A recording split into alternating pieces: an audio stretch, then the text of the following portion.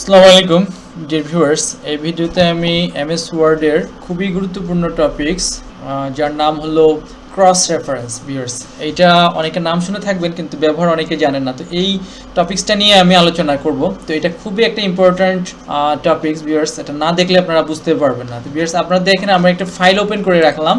তো এখানে অনেকগুলো পেজ আছে ভিউয়ার্স, এই যে নিচে দেখেন এখানে 34টা পেজ আছে। তো এখন আমাকে যদি দেখা যাচ্ছে যে ঢাকা বোর্ডের কিছু কোশ্চেন আছে, এখানে এখানে দেখা যাচ্ছে 8-10টা বোর্ডের এখানে উল্লেখ করা আছে। তো এগুলোতে আমার এইভাবে স্ক্রল করতে করতে অনেক সময়ের বিষয় এবং মিলানো। তো আমি যদি এটাকে একটা শর্টকাট ওয়ে এটা সেট করে রাখি তাহলে কিন্তু আমরা সহজেই কিন্তু খুঁজে পাবো। তো ভিউয়ার্স দেখেন এখানে বরিশাল বোর্ড লেখা আছে। ভিউয়ার্স, এই যে মাউস নেওয়ার সাথে সাথে ভিউয়ার্স দেখেন ওই যে উপরে লেখা আছে কন্ট্রোল প্লাস ক্লিক, মানে ডাইরেক্টলি ক্লিক না।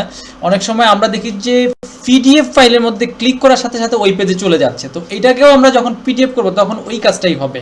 তো এখন বলছে ক্লিক প্লাস কন্ট্রোল। তো এই যে আমি এখন বরিশাল বোর্ডটা দেখবো, তো কন্ট্রোল চেপে ধরে আমি ক্লিক করলাম। ভিউয়ার্স, আমার কিন্তু সেই বরিশাল বোর্ডে নিয়ে আসছে। আবার আমি উপরে চলে যাচ্ছি, দেন আমি চলে যাবো ময়মনসিংহ বোর্ড। এখন এই যে কন্ট্রোল চেপে ধরে আবার ক্লিক করলাম। ভিউয়ার্স, আমাকে কিন্তু সে একবারে কি ময়মনসিংহ বোর্ডেই নিয়ে আসলো। এইটা কিভাবে পসিবল হলো? এইটাই কিন্তু ভিউয়ার্স আমরা ক্রস রেফারেন্সের মাধ্যমে করলাম। তো সেটার জন্য কি করতে হবে আমাদেরকে, প্রসেসটা কি? তো আমি এগুলো একটু ডিলিট করে দিই ভিউয়ার্স, আপনাদেরকে দেখাই।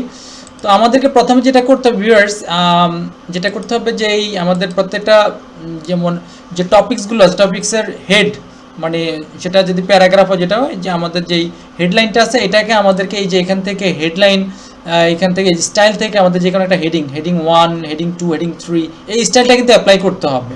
যেমন আমি এখানে তৃতীয় নম্বর হেডিংটা অ্যাপ্লাই করে রাখছি। তো আপনি চাইলে দ্বিতীয়টা করতে পারেন, দ্বিতীয়টা করে ওকে, এই যে আমি দ্বিতীয়টা করে দিলাম, দ্বিতীয়টা করে যে মাঝখানে করে দিলাম। দেন আমি এটা কালারও চেঞ্জ করে দিতে পারি, আমি কোনো সমস্যা নেই, বড় করে দিতে পারি আরেকটি।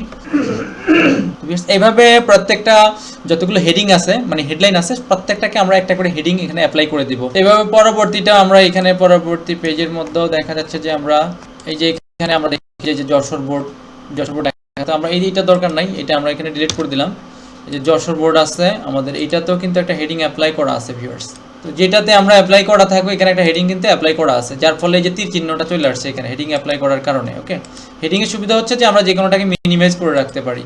তো যে কোনো একটা হেডিং আমরা এখান থেকে অ্যাপ্লাই করে দেবো। এভাবে প্রত্যেকটাতে আমরা এভাবে কি হেডিং অ্যাপ্লাই করে দেবো। তো এখন আমরা যে কাজটা করবো, একবারে উপরে কার্সর রাখবো, যেখানে আমরা এই লিঙ্কগুলো ধরাবো, এই হেডলাইনগুলো হেডিংগুলো ধরাবো, সেখানে আমরা একটা কার্সর রাখবো। দেন আমরা ইনসার্ট অপশানে চলে যাবো, সেখান থেকে যে ক্রস রেফারেন্স যে আইকনটা আছে, যে টুলসটা আছে, এটাতে ক্লিক করব। এখান থেকে আমরা ভিউয়ার্স দেখতে পাচ্ছেন আমরা এখান থেকে যেটাই সিলেক্ট থাকবো আমরা এখান থেকে হেডিং সিলেক্ট করে দেবো। হেডিং নিয়ে কাজ করলাম।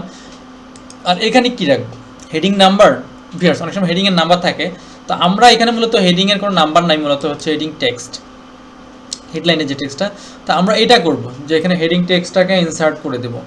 তো সেই জন্য আমরা এখানে দেখা যাচ্ছে ঢাকা বোর্ড যেটা আছে, আমি এটাকে এভাবে ইনসার্ট করে দিলাম। দেন আমরা এখান থেকে আবার এন্টার চাপলাম। দেন আবার এই যে এখানে যশোর বোর্ডটাকে ইনসার্ট করে দিলাম।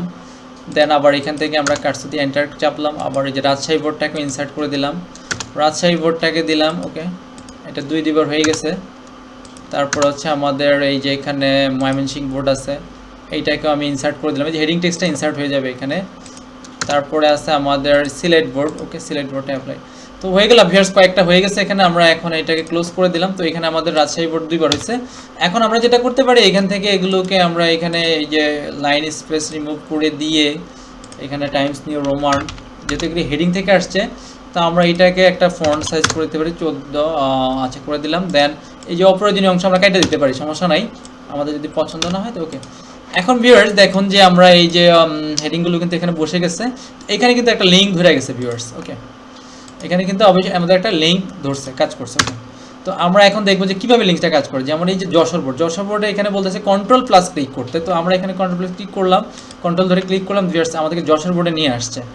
ওকে, তারপরে আবার আমি স্টার্টিংয়ে চলে গেলাম, সেখানে গিয়ে আবার আমি যদি চাই যে এখানে সিলেট বোর্ডে যাবো, তো সিলেট বোর্ড বা ময়মনসিংহ বোর্ডে যাবো, এই কন্ট্রোল চেপে ক্লিক করলাম। ভিউয়ার্স, আমার কিন্তু ময়মনসিংহ বোর্ড নিয়ে আসছে। তো এইটা ছিল মূলত ক্রস রেফারেন্স। এটা দিয়ে আমরা দেখা যাচ্ছে 100-200 পেজ এরকম যদি হয়, আমরা কিন্তু সেখান থেকে চাইলে আমরা এভাবে কিন্তু শেষে চলে যেতে পারবো, শেষের থেকে আবার স্টার্টিংয়ে চলে আসতে পারবো, সেটাও কিন্তু ক্রস রেফারেন্সের মাধ্যমে সম্ভব। তো ভিউয়ার্স, আশা করি আপনারা বুঝতে পেরেছেন। ভালো লাগে অবশ্যই চ্যানেলটি সাবস্ক্রাইব এবং শেয়ার করবেন।